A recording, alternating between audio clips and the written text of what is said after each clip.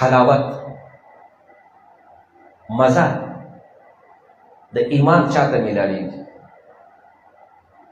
حضور صلی الله علیه وسلم فرمایي ثلاث من کن فیه وجد حلاوت الایمان. د ایمان خوند چاته حاصلیږي؟ وای هغه چاته حاصلیږي چې هغه دا درې خصلتونه په هغه کې موجود وي، دا درې خویونه پکې وي، درې عادتونه پکې وي، درې صفتونه پکې وي. یو صفت یې دا دی یکون الله ورسوله احب الیه مما سواهما، چې د الله او الله رسول د ما سیوان هغو ته زیات محبوب دی. الله او د الله رسول یعنې کوم شي سره چې مینه کېږي، د کوم څیز سره چې مینه کېږي هغه هر شی چې دی، هغه مال دی، دولت دی، ځمکه ده، والدین دي، مور او پلار دي، هر شی چې په دې کائناتو کې دی او د هغې سره مینه کوي او مینه ورسره کېږي، زړه کې هغې سره تعلق وي، یو نرم تعلق وي، د هغه هر څیز نه الله او د الله رسول به تا ته زیات محبوب وي. یو صفت به در پکې دا موجود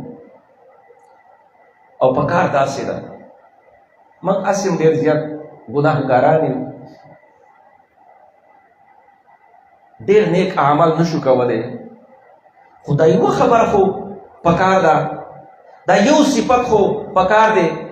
چې دا دی په هر مؤمن مسلمان کې موجود وي چې الله او د الله رسول په مینه باندې دې سمجھوته نه کوي، د الله او د الله د رسول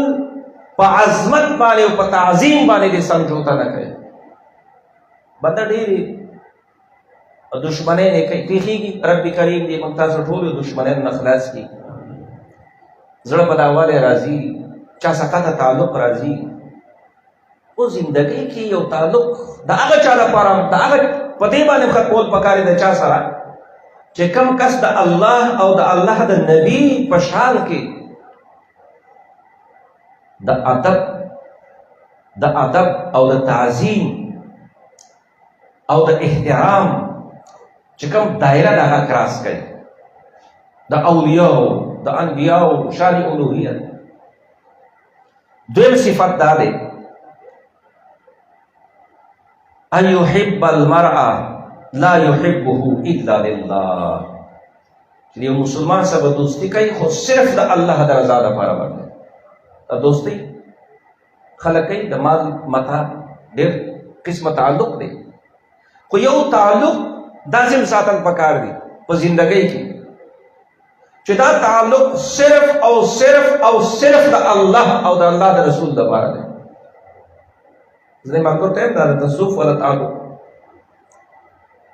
دا د نورو تعلقاتو په شان مه برابروئ. دا داسې تعلق نه دی لکه څوک پارټنر دی په کاروبار کې، پراپرټي کې، په بل څه کاروبار کې، نه دا تعلق د هر تعلق نه ځان نه کوي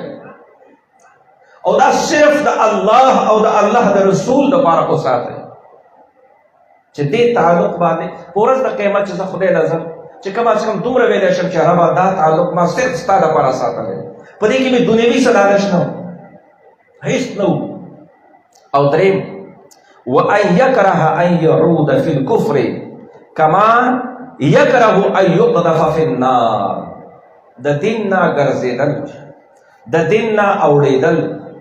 او حدیث پاک کې راځي په روایت کې چې یهودي جوړېدل یا نصرانی جوړېدل داسې ورته بد ښکاري، داسې ورته معیوب ښکاري، کریه ورته ښکاري، نفرت یې ترې کېږي لکه څنګه چې اور کې غورځېږي. د اور نه بنده ځان ساتي، داسې کفر کې داخلېدو نه، کافر کېدو نه د ده په زړه کې نفرت موجود وي. داسې کس چې دا درې صفتونه په چا کې موجود وي ده ته به د ایمان حلاوت میلاویږي، د ایمان خوږوالی به ورته میلاویږي.